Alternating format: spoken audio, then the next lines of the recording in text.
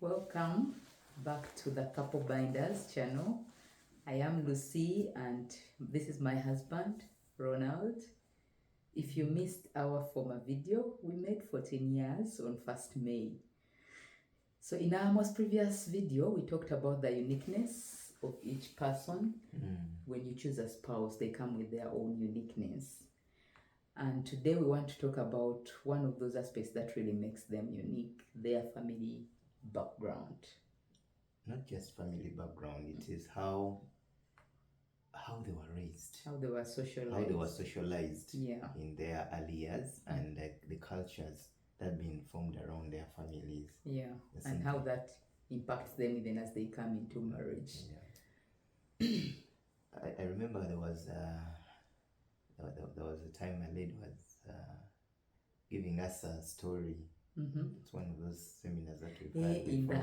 In the couples retreat. Yes, and give us a scenario where there was this couple. The man came from a family where the father was absent. Not that they didn't have a father, but the father was absent. Was an absentee father who was never involved in anything in the home. It was always the mother who was in charge of looking for the schools for the children. It's the mother who looks at the reports. It's the mother who pays the bills. Everything. So the mother was in charge. So the father was around, but the mother was in charge of this of everything. So leadership in the home was with the mother. And then the lady came from a family where it was the father. Daddy does everything. Daddy was in charge. Yes. And it was interesting, and for them to even make it to governize that the mother was a housewife. So daddy is the one that wakes up in the morning, goes to work, brings everything. Everything starts and ends with daddy. Daddy is the one that decides. Is the decision maker of the home is daddy. And now when they come into this marriage, the woman is expecting the man to act as the father. Exactly. And the father and the man is expecting the woman to act as his mother. Like his mother was. For me, when I was home, my mother would do this. Why aren't you doing that? and that caused chaos, I think, in their relationship made them for quite some years. Frustrated for some years. The family had failed to sync and they had failed to find a balance on how they can move. But here we are. What are we trying to communicate in this video is that couples need to find they have different social maybe those backgrounds. Now they need to create their own culture when they come as a man and a woman, and then but as they also come together, they should not forget that there are certain responsibilities people come with that cannot be delegated. And you just need to create your own culture that in fits. Other words, what you're saying, Ron, is first they need to appreciate your spouse, where they come from and what that means. If, for example, your spouse is sometimes they say firstborns, but sometimes it's not the firstborns who do that. But in each family, there's that person who does extra responsibilities. It could maybe they are here. Yes, it could have been. They have extra responsibilities. Yes, that come with it. Maybe they are the clan leader. that also. So getting that. Married to you, they don't remove. Their other responsibilities don't disappear. So they are coming with that into your relationship. And maybe their parents died and they are the caretakers of their siblings. You have to appreciate in appreciating the uniqueness of your spouse, you have to understand all that, what they come with. Some call it a baggage, but I don't want to call it baggage because it's normal life. It's a package. Good word, Ronnie. Appreciate the package they are coming with, and together see how to work around that. But as they do that, so they need to, because now they're coming together as one, they need to create their own culture. Their own, what is it that we want to be as a man and woman, as we build our families. Our own detached culture, from where we came from.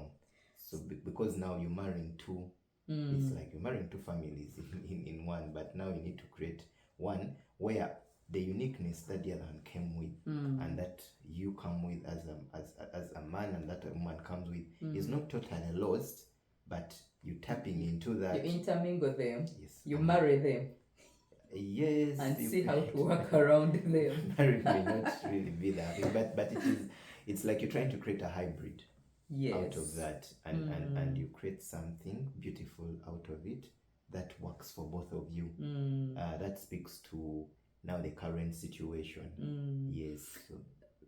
Dronny, I'm thinking about the importance of really knowing where your spouse comes from, their background. Please don't ignore that. It impacts a lot how they behave, their values.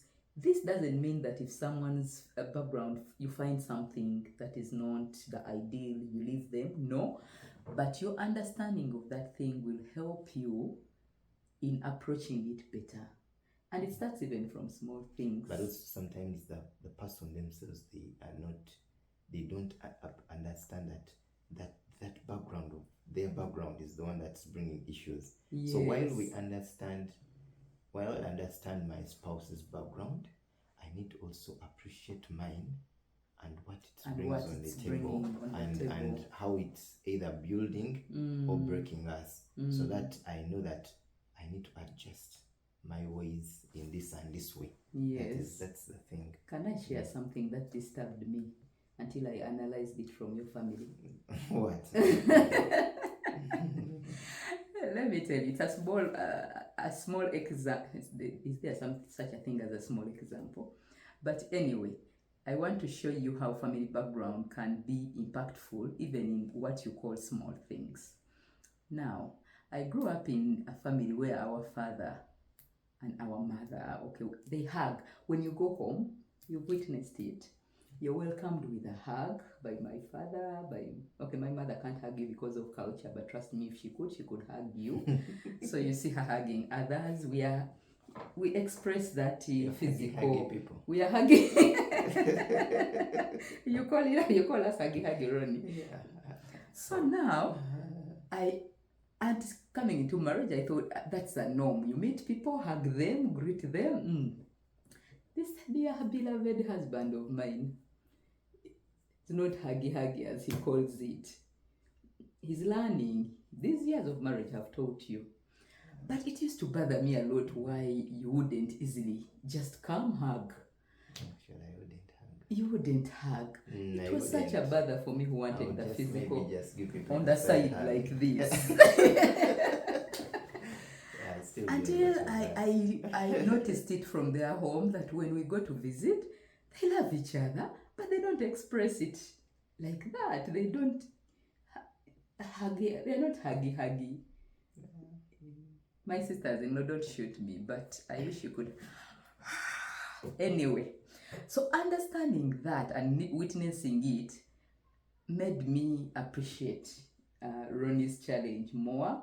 So initially I would just be complaining, why don't you hug me? Why don't you? But now learning that and how Bambi, he was socialized all those years before I met him without being huggy. Now I reach out and instead of complaining, I hug or I ask him to hug me, and I also ensure that I remind him to hug the children because I've made them huggy like myself.